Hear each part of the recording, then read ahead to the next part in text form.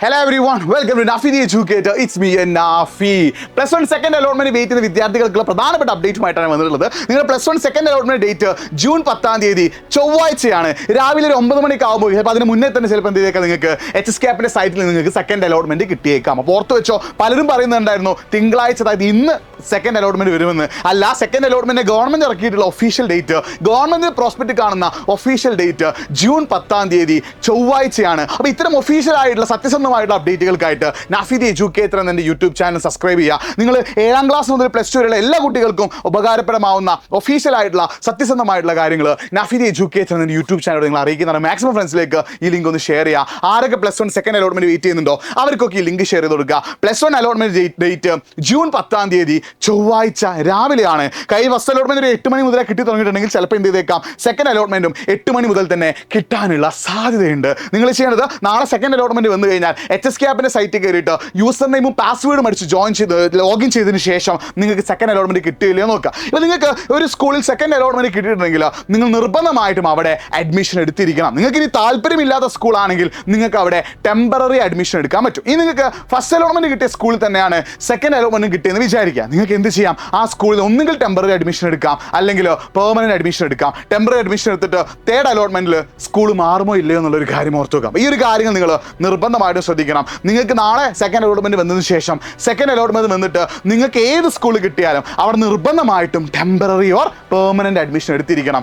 June 12-ാം തീയതി വ്യാഴാഴ്ച വരെ ആയിരിക്കും നിങ്ങൾക്ക് അഡ്മിഷൻ എടുക്കാനുള്ള സമയം ഉണ്ടാവുക. വ്യാഴാഴ്ച 5 മണി 4 മണി വരെയൊക്കെ ഉണ്ടാവുള്ളൂ. അപ്പോൾ ജൂൺ 12-ാം തീയതിക്കുള്ളിൽ നിങ്ങൾ സെക്കൻഡ് അലോട്ട്മെന്റ് കിട്ടിയ കുട്ടികൾ നിർബന്ധമായിട്ടും അഡ്മിഷൻ എടുത്തിരിക്കണം. നിങ്ങൾ അഡ്മിഷൻ എടുത്തിട്ടില്ലെങ്കിൽ നിങ്ങൾ അലോട്ട്മെന്റ് പ്രോസസ്സിൽ നിന്ന് പുറത്താവാനുള്ള ചാൻസ് ഉണ്ട്. ഇനി നിങ്ങൾക്ക് മറ്റൊരു ഉപകാരം എന്താ വെച്ചാൽ, നിങ്ങൾക്ക് ഇപ്പോൾ 5ാമത്തെ അഡ്മിഷനാണ് സെക്കൻഡ് അലോട്ട്മെന്റ് കിട്ടുന്നത് വിചാരിക്കുക. നിങ്ങൾക്ക് അതിന് മുകളിലുള്ള 3ാമത്തെയും 4ാമത്തെയും സ്കൂള് നിങ്ങൾക്ക് ഇഷ്ടമില്ലാത്തൊരു സ്കൂളാണെങ്കിൽ ആ സ്കൂള് ഡിലീറ്റ് ചെയ്ത് ഒഴിവാക്കാനുള്ള ഒരു ഓപ്ഷൻ കൂടി എന്തുണ്ട്, സെക്കൻഡ് അലോട്ട്മെന്റ് ഉണ്ട്. നിങ്ങൾക്ക് ഏതെങ്കിലും സ്കൂൾ അഡ്മിഷൻ കിട്ടിയാൽ ആ സ്കൂളിൽ പോയിട്ട് എന്ത് ചെയ്യാൻ പറഞ്ഞാൽ മതി, ഹയർ ഓപ്ഷൻസ് ഒഴിവാക്കാൻ പറഞ്ഞാൽ അവർ ഒഴിവാക്കി തരും എന്നുള്ളൊരു കാര്യം കൂടി നിങ്ങൾ മനസ്സിലാക്കി വെക്കുക. അപ്പോൾ ടെമ്പററി അഡ്മിഷൻ വേണ്ട സർട്ടിഫിക്കറ്റ്, നിങ്ങൾ TC വേണം, SSLCയുടെ മാർക്ക് ലിസ്റ്റ് വേണം, നിങ്ങൾ ഏതൊക്കെ ക്ലബ്ബിൽ ഉണ്ടെന്ന് ടിക്ക് ചെയ്തിട്ടുണ്ടോ അത് വേണം, നിങ്ങൾ ഏതൊക്കെ കാസ്റ്റാണ് തെളിയിക്കുന്ന സർട്ടിഫിക്കറ്റ്, നിങ്ങൾ കാസ്റ്റിൻ്റെ ബേസിൽ നിങ്ങൾക്ക് അഡ്മിഷൻ കിട്ടിയെങ്കിൽ ആ കാസ്റ്റ് തെളിയിക്കുന്ന സർട്ടിഫിക്കറ്റ്, ഇൻകമിൻ്റെ ബേസിലാണ് അഡ്മിഷൻ കിട്ടിയെങ്കിൽ ഇൻകം കിട്ടിയ ഇൻകം സർട്ടിഫിക്കറ്റ്, TC പോലെയുള്ള കാര്യങ്ങൾ, മാർക്ക് ലിസ്റ്റ്, ഈ കാര്യങ്ങളൊക്കെ നിങ്ങൾ കൂടെ കയ്യിൽ കരുതാം. ഫീസിൻ്റെയും കാര്യങ്ങളുടെയൊക്കെ ഡീറ്റെയിൽസ് ഓൾറെഡി നമ്മുടെ ചാനൽ ഒരു ഷോർട്സ് ആയി ചെയ്തിട്ടുണ്ട്. അത് നിങ്ങൾ എന്ത് ചെയ്യുക, ഒന്ന് കാണാം. അപ്പോൾ ജൂൺ 10-ാം തീയതി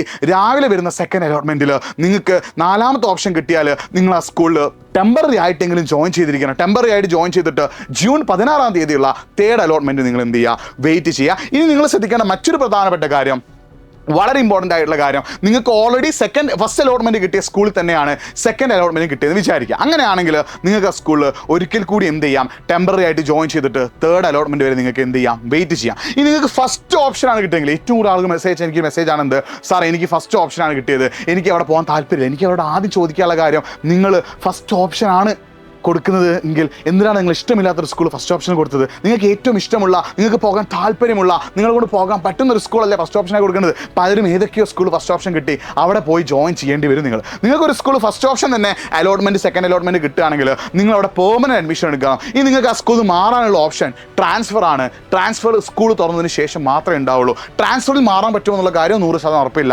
ചിലപ്പോൾ മാറാൻ പറ്റാം, ചിലപ്പോൾ മാറാൻ പറ്റാതിരിക്കാം. അപ്പോൾ നിങ്ങൾക്ക് ഫസ്റ്റ് ഓപ്ഷനാണ് സെക്കൻഡ് അലോട്ട്മെന്റ് കിട്ടുന്നെങ്കിൽ അവിടെ നിങ്ങൾ പെർമനന്റ് അഡ്മിഷൻ എടുത്തിരിക്കണം. അപ്പോൾ ഈ കാര്യങ്ങൾ ഓർത്ത് വെക്കുക. TC, നിങ്ങളുടെ SSLCയുടെ മാർക്ക് ലിസ്റ്റ്, അതേപോലെ തന്നെ നിങ്ങളുടെ ഏതൊക്കെ ക്ലബ്ബിൽ നിങ്ങളുണ്ടോ അതിൻ്റെ സർട്ടിഫിക്കറ്റ്, അതേപോലെ നിങ്ങൾ കാസ്റ്റിൻ്റെ ബേസ്ഡ് അഡ്മിഷൻ കിട്ടാണ് കാസ്റ്റ് സർട്ടിഫിക്കറ്റ്, ഇൻകമിൻ്റെ ബേസ്ഡ് അഡ്മിഷൻ കിട്ടാണ് ഇൻകം സർട്ടിഫിക്കറ്റ്, ഈ കാര്യങ്ങളൊക്കെ നിങ്ങൾ എന്ത് ചെയ്യണം, കൂടെ കൊണ്ടുപോകേണ്ടത് വളരെ വളരെ അത്യാവശ്യമാണ്. പിന്നെ അതിൻ്റെ ഫീസ് ഉണ്ട്, ഒരു 1000 രൂപയിൽ താഴെ മാത്രമേ എന്തുള്ളൂ നിങ്ങൾ അലോട്ട്മെന്റ് എടുക്കാനുള്ള ഫീസ് ഉള്ളൂ. ഇതൊക്കെയായിട്ട് നിങ്ങൾ ജൂൺ 12-ാം തീയതി, ജൂൺ 12 വ്യാഴാഴ്ചക്കുള്ളിൽ നിങ്ങൾ എന്ത് ചെയ്യണം, നിർബന്ധമായിട്ടും സ്കൂളിൽ ജോയിൻ ചെയ്തിരിക്കണം. അപ്പോൾ ടെമ്പററി ആയിട്ടെങ്കിൽ ടെമ്പററി, പെർമനന്റ് ആയിട്ടാണ് പെർമനന്റ് ആയിട്ടാണ് നിങ്ങൾ ജോയിൻ ചെയ്ത്, നിങ്ങൾക്ക് തേർഡ് അലോട്ട്മെന്റ് നിങ്ങൾ പരിഗണിക്കില്ല.